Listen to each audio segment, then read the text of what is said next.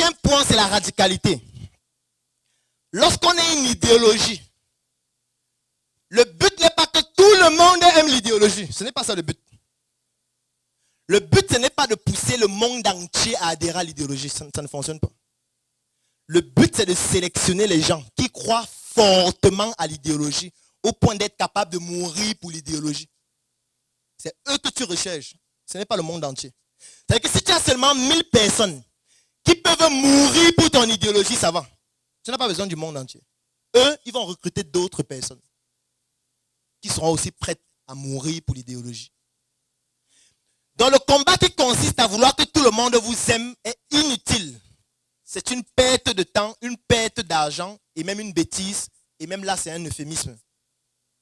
Ça ne sert à rien de vouloir que les gens vous aiment. Alors, pourquoi on doit même t'aimer? Pourquoi on doit t'aimer? Je veux dire, on a tué Jésus. Toi, on doit t'aimer pourquoi? Les gens ne croient pas en Dieu. Pourquoi on doit t'aimer? Ça veut dire que, j'aime souvent faire le raisonnement par l'absurde. Ça veut dire que Dieu a créé l'humanité et tous les êtres humains. Et que nous tous, nous sommes les enfants de Dieu. Dieu a 7 enfants au monde. Si on évalue qu'on a 7 milliards d'habitants. Sur les 7 enfants, il y a 5 qui ne croient pas en Dieu. 5 milliards d'habitants sur le monde ne croient pas en Dieu. Ont des religions où Dieu n'existe pas. Ça veut dire que eux, ils ont régné Dieu, qui est leur Père. Ils vont faire comment quand ils vont mourir? C'est la question que me pose toujours. Hein.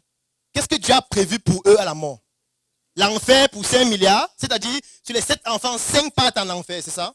Bon, parlons de l'enfer. Il paraît que le diable, c'est aussi un enfant de Dieu. Et si le diable nous avait trompés?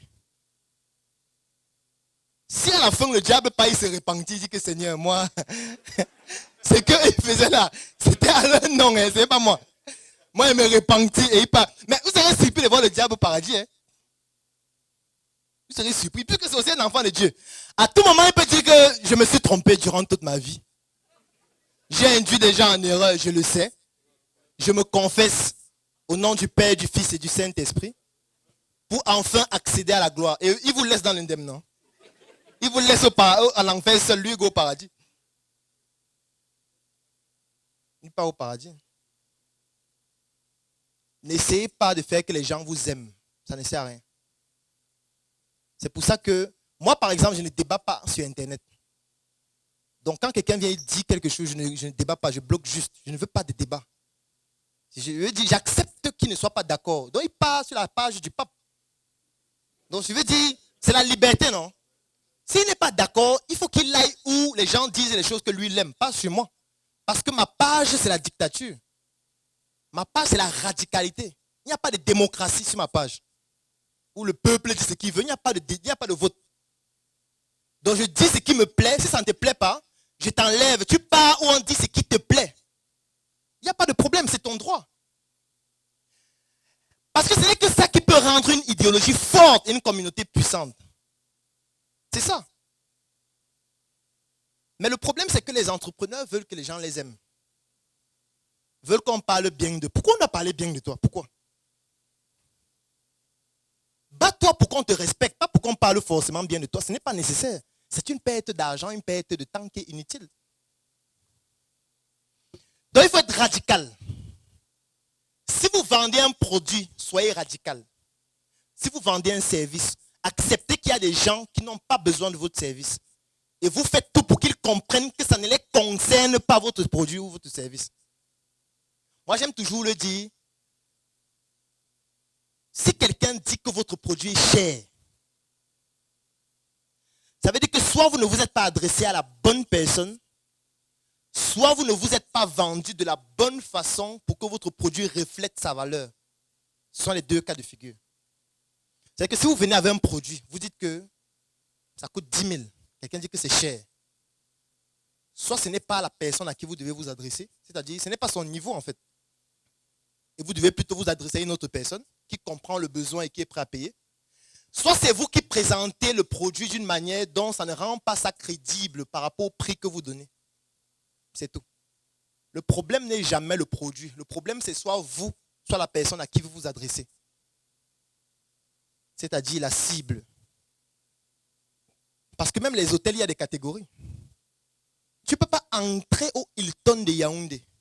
Tu dis que je veux une chambre. On dit que les chambres commencent à partir de 189 000. Tu dis non, c'est cher.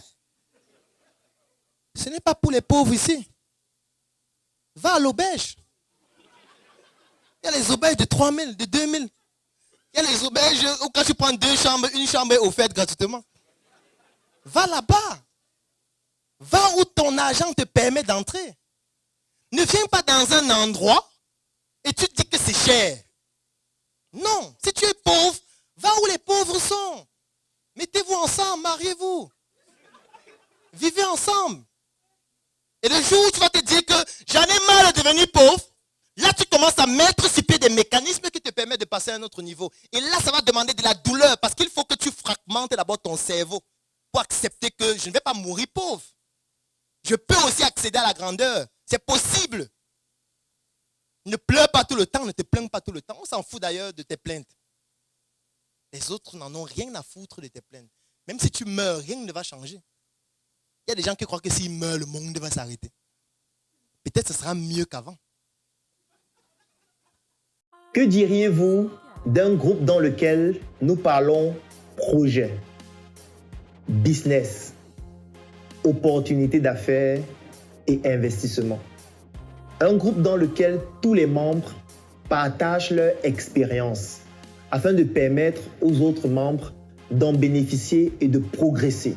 Que vous soyez élève, étudiant, fonctionnaire, employé, entrepreneur, opérateur économique ou alors qu'importe votre secteur d'activité.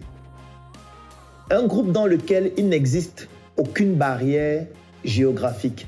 Ça veut dire que vous soyez en Afrique, en Europe, en Amérique, en Asie, vous pouvez rejoindre ce groupe et bénéficier des opportunités que nous allons partager ensemble tous les jours, toutes les semaines et tous les mois. Un groupe de passionnés de l'Afrique, un groupe de personnes qui souhaitent mettre leurs moyens intellectuels, leurs moyens physiques, leurs moyens logistiques, leurs moyens en termes de lobbying et leurs moyens économiques afin de permettre à l'Afrique de briller à travers des Africains qui ont des projets, qui ont des opportunités d'affaires, qui ont des investissements qui doivent se développer par l'apport des Africains qui se retrouvent partout à travers le monde.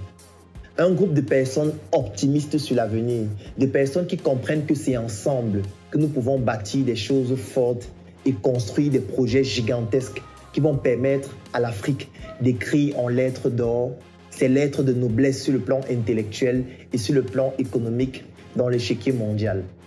Si un groupe pareil vous intéresse, vous êtes à la bonne adresse parce que j'ai décidé de vous offrir ce groupe dans lequel ensemble nous allons travailler pour pouvoir contribuer de manière palpable au développement de l'Afrique. L'avantage, c'est que ce groupe ne vous revient qu'à 10 000 francs CFA par mois ou à 25 €, qu'importe l'endroit du monde à partir duquel vous vous trouvez. Et pour rejoindre ce groupe, il y a une seule chose à faire. Cliquez sur le lien qui est dans la description de cette vidéo et remplissez le formulaire qui va nous permettre de vous contacter afin de vous permettre de rejoindre ce groupe. À très bientôt dans notre groupe des Africains qui rêvent, des Africains fous qui se mettent ensemble pour réaliser des choses folles.